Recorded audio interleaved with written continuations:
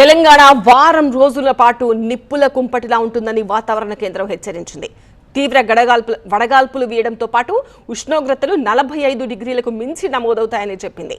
ఉదయం 10:30 నుంచి సాయంత్రం 4 గంటల లోపు ఇళ్ల నుంచి బయటకు రావద్దని హెచ్చరించారు. తీవ్ర ఎండల నేపథ్యంలో ఆదిలాబాద్, ఆసిఫాబాద్, జగిత్యాల, మంచిర్యాల జిల్లాలకు రెడ్ అలర్ట్ జారీ చేస్తూ ప్రజలకు పలు సూచనలు చేసింది.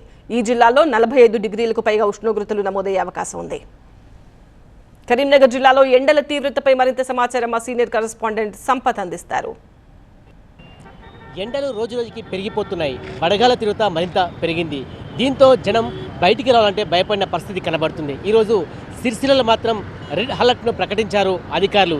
ఎవరు కూడా బయటికి వెళ్ళకూడదు, అత్యవసర పనులు ఉంటే జాగ్రత్తగా బయటికి వెళ్ళాలంటూ కూడా అధికారులు సూచిస్తున్నారు. ఇటు సిరిసిల్లతో పాటు జగిత్యాల, పెద్దపల్లి, అదేవిధంగా కరీంనగర్లో మాత్రం రోజు రోజుకి ఉష్ణోగ్రతలు పెరిగిన కారణంగా జనం ఇబ్బంది పడుతున్నారు. అంతేకాకుండా వడగాల తీవ్రత పెరిగిపోయింది. ఈ వారం రోజుల్లోనే వడదెబ్బతో కనీసం 6 చనిపోయారు. నిన్న పెగడపల్లి మండలంలో ఒక వ్యక్తి వడదెబ్బతో చనిపోయిన పరిస్థితి మనకు కనబడుతుంది.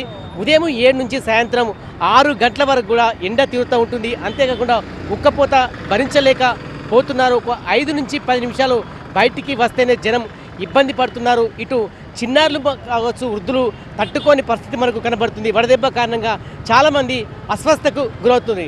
ముఖ్యంగా రామగుండ పారిశ్రామిక ప్రాంతం మాత్రం ఒక నిప్పుల కొలిమిగా తయారైంది. అక్కడ బయటికి వెళ్ళలేకపోతున్నారు. అక్కడ కనీసం ఏసీలు కూడా పనిచేయట్లేదు. అంటే నిన్న 43 డిగ్రీల ఉష్ణోగ్రత నమోదైంది. ఈరోజు 1 లేదా 2 డిగ్రీల ఉష్ణోగ్రత పెరిగే అవకాశం చెప్పి ఇప్పటికే వాతావరణ అధికారులు అయితే చెప్పారు. ఖచ్చితంగా ఈ వారం రోజుల పాటు కూడా ప్రజలు మరింత జాగ్రత్తగా ఉండాలి. ఎవరు బయటికి వెళ్ళినా పూర్తిగా జాగ్రత్తగా బయటికి వెళ్ళాలంటూ కూడా ప్రభుత్వం చెప్పే పరిస్థితి మనకు కనబడుతుంది. ఎండలు లేని విధంగా 44-45 డిగ్రీల ఉష్ణోగ్రత నమోదైన కారణంగా జనమైతే ఇబ్బంది పడుతున్నారు. చాలామంది వడదెబ్బకు గురవుతున్నారు. అస్వస్థకు కూడా గురైన పరిస్థితి మనకు కనబడుతుంది. మొత్తానికి పెరుగుతున్న ఎండల కారణంగా జనం తీవ్ర ఇబ్బందులు ఎదుర్కొంటున్నారు. కెమెరా పర్సన్ సలీంతో సంపత్, TV9 కరీంనగర్.